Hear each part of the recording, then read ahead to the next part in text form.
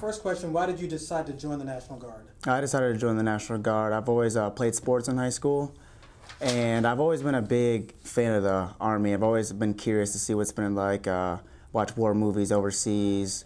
I'm a big fan of guns and everything, and my junior year I had a son, Peyton Cohen, and I wanted to play college sports, but college sports weren't going to pay the bills, so I decided to join the National Guard, and then it's worked out for me ever since. So I found out, it was about 4 months out at one of our trainings. They said, this is for real, we're going to head to Afghanistan, so get ready.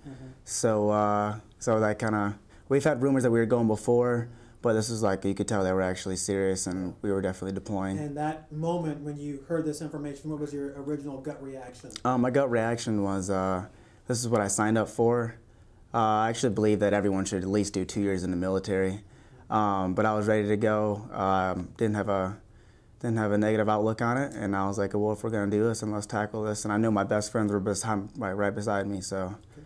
The training that we went through was hot, long days, gun ranges, rucksacks, like ruck marching, PT every morning, which is a different environment. We're all from Ohio, and we're not used to the humidity down south, and you get down there at the gun range, sometimes sun's beating on you, wearing full gear, full kit, and it could be anywhere from like 100 or 90 even with 100% humidity, so you're sweating pretty well. So it was different, but we knew we were training to go to Afghanistan. We know there was no turning back, and quitting was not an option. When we got into Camp Marmol, my first reaction was wow.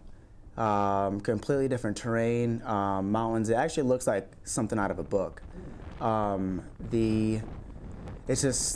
It's nothing like you've ever seen before. I'm from Ohio. I travel. I've seen stuff, but it's nothing like Afghanistan. Like I said, it looks like a book. So we flew into Marmol, and then we caught a helicopter out to Kunduz province.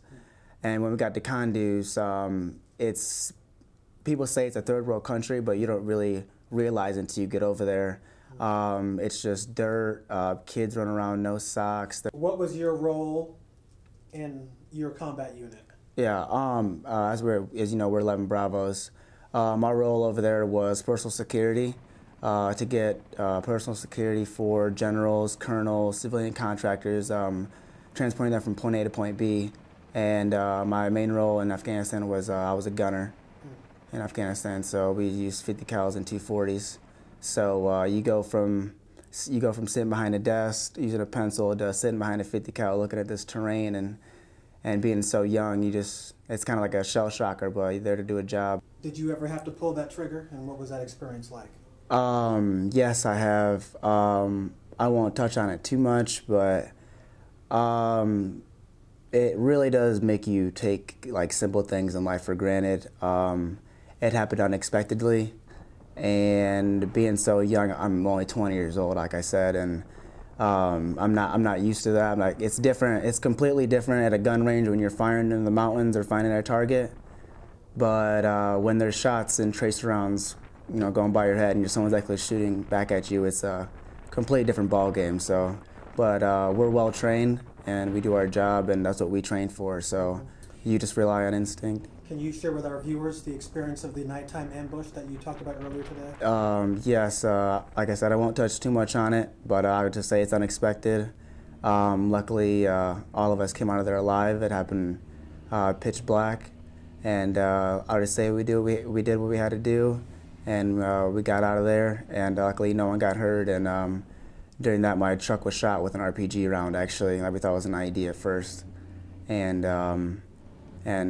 we did what we had to do, and just like we were trained, and got out of the kill zone and moved on. Did the fear of dying ever enter into your mind in the time that you were there? It did. It did. When they started shooting back, I was like, wow, this is serious. It's just like kind of your heart just falls into your stomach, and you just really rely on your training. We're well trained. Charles, can you talk about the stress that soldiers experience over there in Afghanistan? Yes. I mean, you're talking about guys from ages from early as 18 to 45 to 50. You're taken away from their homes, their families, their everyday life. Like my son Peyton, it was hard dropping him off at daycare, telling him that Daddy's going to be gone for 12 to 15 months or could get extended. And all I tell him is Daddy's going to fight the bad guys. My escape from all like the stress and some of the bad memories and the trials and tribulations, I go to the gym. I go to the gym every day before class, and throughout my high school experience of lifting and powerlifting and doing different techniques and stuff, and friends that have given me advice, it's actually became an outlet for me, because now I'm training for a bodybuilding show in a couple months, and it just helps me. I get in the gym and I throw on my Dre beats and I zone out, and that's how I deal with my stress. And talk about your relationship with God during the time that you were over in Afghanistan. It's kind of funny. People, a lot of guys say this when you get Afghanistan. They say, "Hope you're real close with God." But I did. I prayed every night that everything would be all right. I prayed for my brothers left and right in me that no matter how many missions we ran, that He would look over my back and watch out for me. And I also prayed for my friends and family back home that nothing happened. And I just prayed that my son he'd be all right without me. I knew he would. He's a strong little kid. But we don't get holidays, we don't get days off, and if it wasn't for those guys, we probably wouldn't have made it through deployment, through the ups and downs, and all the trials and tribulations and stress. And